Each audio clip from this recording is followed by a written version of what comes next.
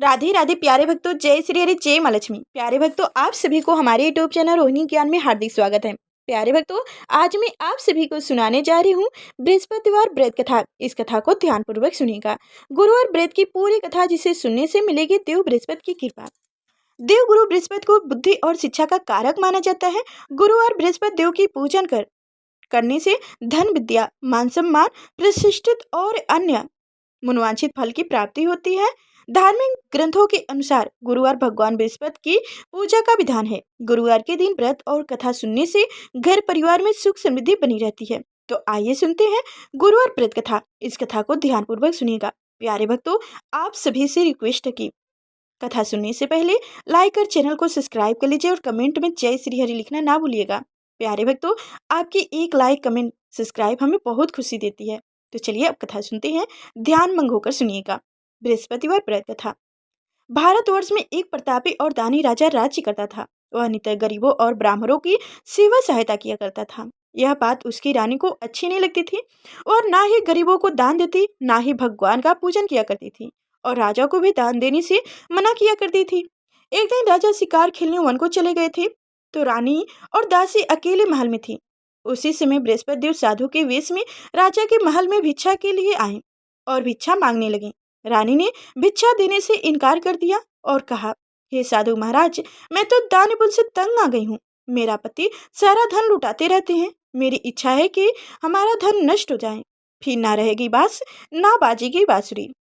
साधु ने कहा, देवी, तुम तो बड़ी विचित्र हो। धन संतान तो सभी चाहते हैं, पुत्र और लक्ष्मी तो पापी के घर भी होनी चाहिए। यदि तुम्हारे पास अधिक धन है तो भूखे मनुष्यों को भोजन दो, प्यासों के लिए प्याऊ बनवाओ, मुसाफिरों के लिए धर्मशाला खुलवाओ। जो निर्धन अपनी कुंवारी कन्याओं का विवाह नहीं करा सकते, उनका विवाह करा दो। ऐसा कई कर्म है जिनके करने से तुम्हारा यश लोक परलोक में फैलेगा। तुम्हारा परंतु रानी पर उपदेश का कोई प्रभाव ना पड़ा। वह बोली, महाराज, आप मुझे कुछ ना समझाइए। मैं ऐसा धन नहीं चाहती जो जहाँ हर जगह बांटनी फिरनी पड़ी। साधु ने उत्तर दिया, यदि तुम्हारी ऐसी इच्छा है तो तथास्तु। तुम ऐसा करना कि बृहस्पतिवार को घर लीप कर पीली मिट्टी से अपना केस धोकर स्नान करना, भट्ठी चढ़ाकर कपड़े धोना। ऐसा करने से आपका सारा धन नष्ट हो जाएगा। इतना कहकर साधु रूपी महाराज वहां से आलोक हो गए। साधु के अनुसार कई बातों को पूरे करते हुए रानी को केवल 3 बृहस्पतिवार ही बीते थे कि उनकी समस्त धन संपत्ति नष्ट हो गई। भोजन के लिए राजा का परिवार तरसने लगा। तब एक दिन राजा ने रानी से बोले कि, हे रानी, तुम यहीं रहो, मैं दूसरे देश को जाता हूँ, क्योंकि यहाँ पर सभी लोग मुझे जानते हैं, इसलिए मैं कोई छोटा कार्य नहीं कर सकता। ऐसा कहकर राजा प्रदेश चले गए। वहाँ पर वह जंगल से लकड़ी काट कर लाते और शहर में बेचते। इस तरह वह अपना जीवन व्यतीत करने लगे। इधर राजा के प्रदेश जाते ही रानी और दासी दुखी रहने लगी। एक बार राजा, रानी और दासी को 7 दिन बिना भोजन के रहना पड़ा, तो रानी ने अपनी दासी से कहा, हे दासी, पास ही के नगर में मेरी बहन रहती है, वह बड़ी धनवान है, तो उसके पास जा और कुछ ले आ, ताकि थोड़े गुजर बसर हो सकती है। दासी रानी की बहन के पास गई। उस दिन गुरुवार था और रानी की बहन उस समय बृहस्पतिवार व्रत की कथा सुन रही थी। दासी ने रानी की बहन को अपनी रानी का संदेशा दिया, लेकिन रानी की बड़ी बहन ने कोई उत्तर नहीं दिया। जब दासी को रानी की बहन से कोई उत्तर नहीं मिला तो वह बहुत दुखी हुई और उसे क्रोध भी बहुत आया। दासी ने वापस आकर रानी को सारी बात बता दी। सुनकर रानी ने अपनी भाग्य को कोसने लगी। उधर रानी की बहन ने सोचा कि मेरी बहन की दासी आई थी, परंतु मैं उससे नहीं बोला, इससे वह बहुत दुखी हुई होगी।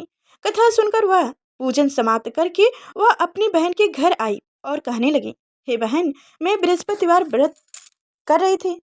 तुम्हारी दासी मेरे घर आई थी, परंतु जब तक कथा ना होती तब तक ना तो उठते हैं और ना ही बोलते हैं, इसलिए मैं नहीं बोली।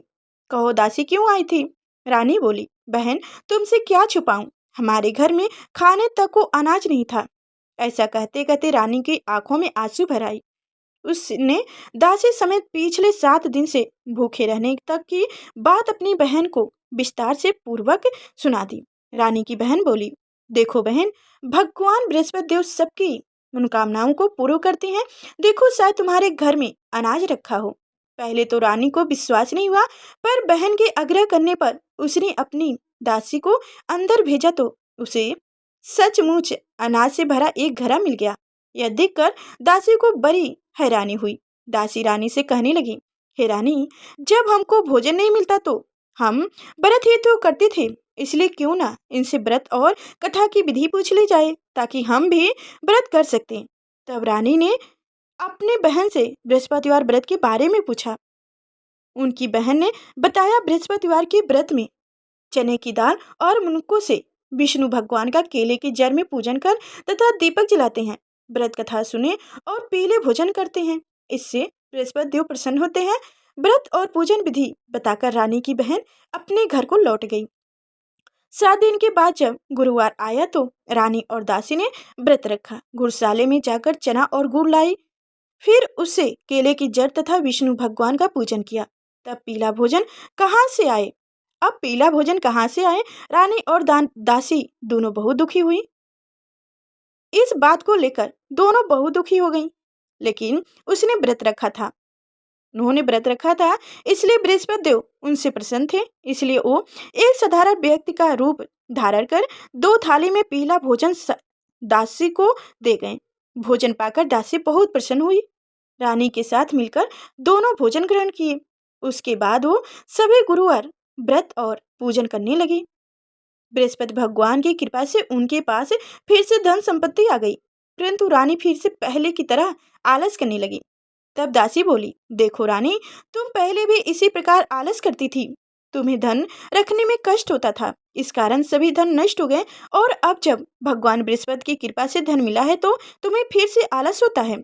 रानी को समझाते हुए दासी कहती है कि बड़ी मुसीबतों के बाद हमने यह धन पाया है, इसलिए हमें दान पुण्य करना चाहिए, भूखे मानुषों को भोजन कराना चाहिए और धन को शुभ कार्य में खर्च करना चाहिए, जिससे तुम्हारे कुल या यश बढ़ेगा, स्वर्ग की प्राप्ति होगी और पितृ प्रसन्न होंगे। दासी की बात मानकर रानी अपना धन शुभ कार्यों में खर्च करने लगी, जिससे पूरे नगर में उनका यश फैलने लगा।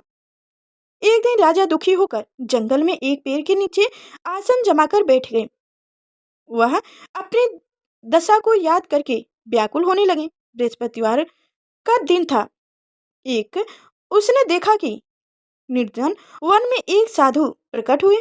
वह साधु वेश में स्वयं बृहस्पति देव थे। लकड़हारे के सामने आकर बोले, हे लकड़हारे, इस सुनसान जंगल में तू किस चिंता में बैठे हो? लकड़हारे ने दोनों हाथ जोड़कर प्रणाम किए और उत्तर दिए, महात्मा जी, आप सब कुछ जानते हैं, मैं क्या कहूँ? यह कहकर रोने लगे और साधु को अपनी आत्मकथा सुनाई। महात्मा जी ने कहा, तुम्हारी स्त्री ने बृहस्पतिवार के दिन बृहस्पति भगवान की निरादर किया था, जिसके कारण रुष्ट होकर उन्होंने तुम्हारी यह दशा कर दी है।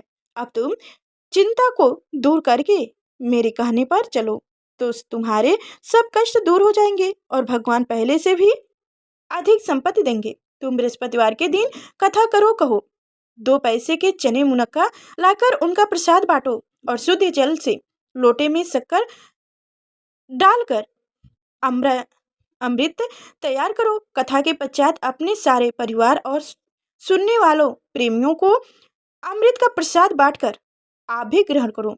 ऐसा करने से भगवान बृहस्पति सब मनोकामनाओं को पूर्ण करेंगे।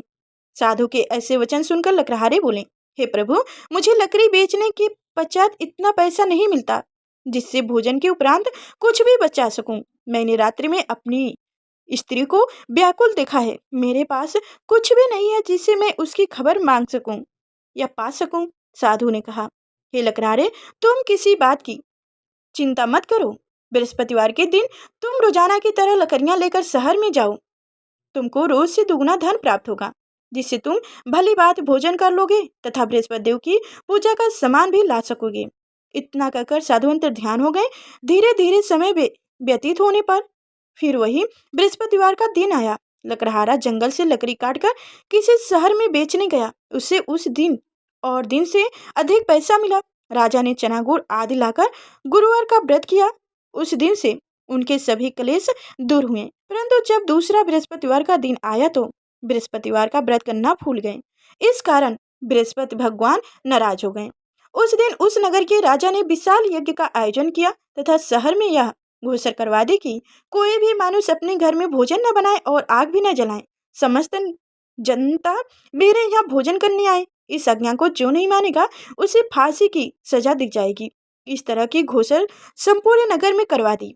राजा की आज्ञा अनुसार शहर के सभी लोग भोजन करने गए, लेकिन लकड़हारा कुछ देर से पहुंचा, इसलिए राजा उनको अपने साथ घर ले गए और ले जाकर भोजन कराने रहे थे तो रानी की दृष्टि उस खूंटी पर पड़ी जिस पर वह अपना नौलखा हार टंगा हुआ था।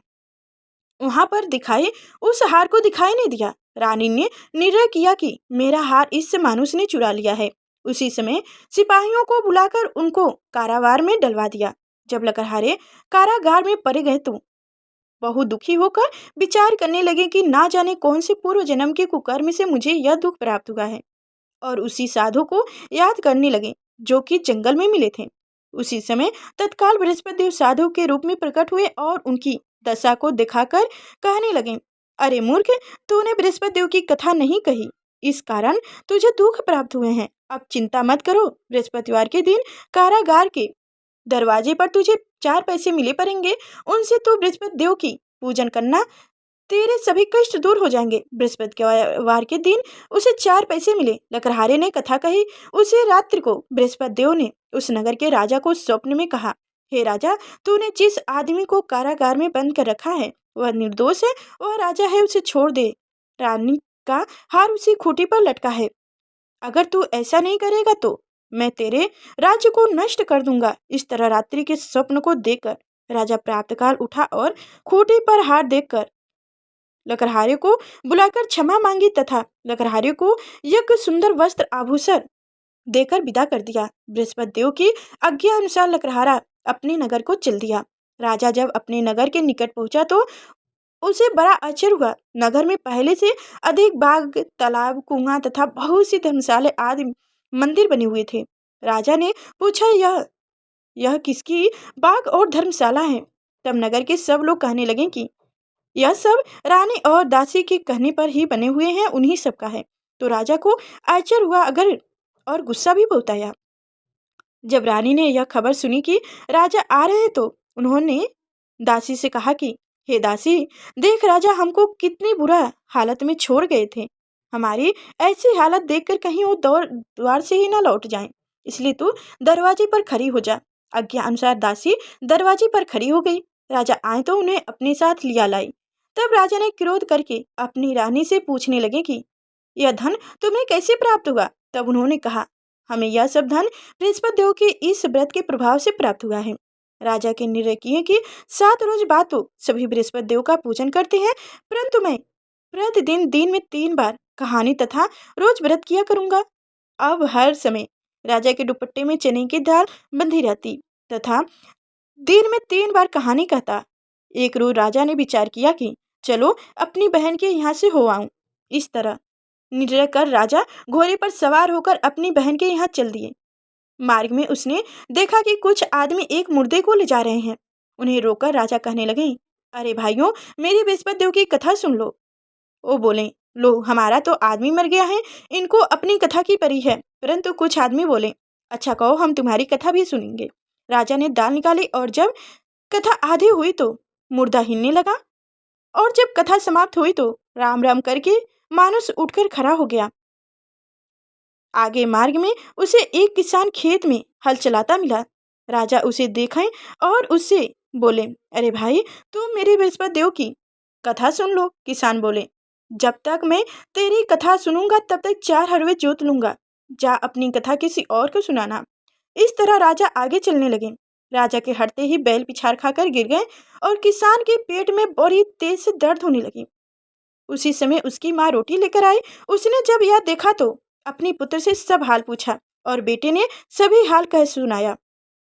बुढ़िया दौड़ी दौड़ी उस घोड़े पर सवार के पास गई और उससे बोली कि मैं तेरी कथा सुनूंगा, तू अपनी कथा मेरे खेत पर चलकर कहना। राजा ने बुढ़िया के खेत पर जाकर कथा कही, जिसके सुनते ही वह बैल उठकर खड़े हो गए। किसान के पेट का दर्द भी बंद हो गया। राजा अपनी बहन के घर पहुंचे। बहन ने भाई की खूब मेहमानी की। दूसरे रोज प्रातःकाल राजा जगा तो हुआ देखने लगा कि सब लोग भोजन कर रहे हैं। राजा ने अपनी बहन से कहा, ऐसा कोई मानुष है जिसने भोजन नहीं किया हो? मेरे बृहस्पतिवार की कथा सुन ले। बहन बोली, हे भैया, यह देश ऐसा ही है कि पहले यहाँ के लोग भोजन करते हैं, बाद में अन्य कोई काम करते हैं। अगर कोई पड़ोस में हो तो देख आती हूँ। वह ऐसा कहकर देखने चली गई, परंतु उसे कोई ऐसा व्यक्ति नहीं मिला जिसने भोजन न किया हो। अंत वह एक कुम्हार के घर गई, जिसका लड़का बीमार था। उसे मालूम हुआ कि उनके यहाँ से 3 रोज से किसी ने भोजन नहीं किया है। रानी ने अपनी बहन की कथा सुनने के लिए कुमार से आग्रह किया तो वो लोग तैयार हो गए। राजा ने जाकर बृहस्पतिवार की कथा कही, जिसको सुनकर उनका लड़का ठीक हो गया। अब तो राजा की प्रशंसा होने लगी। एक रोज राजा ने अपनी बहन से कहा कि हे बहन, हम अपने घर को जाऊंगा, तुम भी तैयार हो जाओ। रानी की बहन ने अपनी सास से कहा। सास ने कहा कि चली जा, परंतु अपने लड़कों को मत लेके जाना, क्योंकि तेरे भैया की कोई औलाद नहीं है। बहन ने अपनी भाई से कहा, हे भैया, मैं तो चलूंगी पर कोई बालक नहीं जाएगा। राजा बोले, जब कोई बालक नहीं चलेगा तब तुम ही क्या करने के लिए जाओगी? बड़ी दुखी मन से राजा अपने नगर को लौट गए। राजा ने अपनी रानी से कहे, हम निर्वंशी हैं, हमारा मुंह देखने का धर्म नहीं है और कुछ भोजन आदि नहीं किया।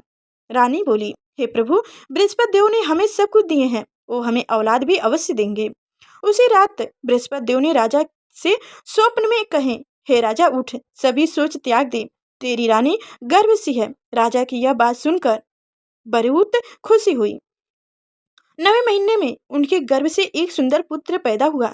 तब राजा बोले, हे रानी, स्त्री बिना भोजन के रह सकती है पर बिना कहे नहीं रह सकती। जब मेरी बहन आए तुम उससे कुछ मत कहना। रानी ने सुनकर हाँ कर दी। जब राजा की बहन ने यह शुभ समाचार सुना तो वह बहुत खुशी हुई तथा बधाई लेकर अपने भाई के यहाँ आई।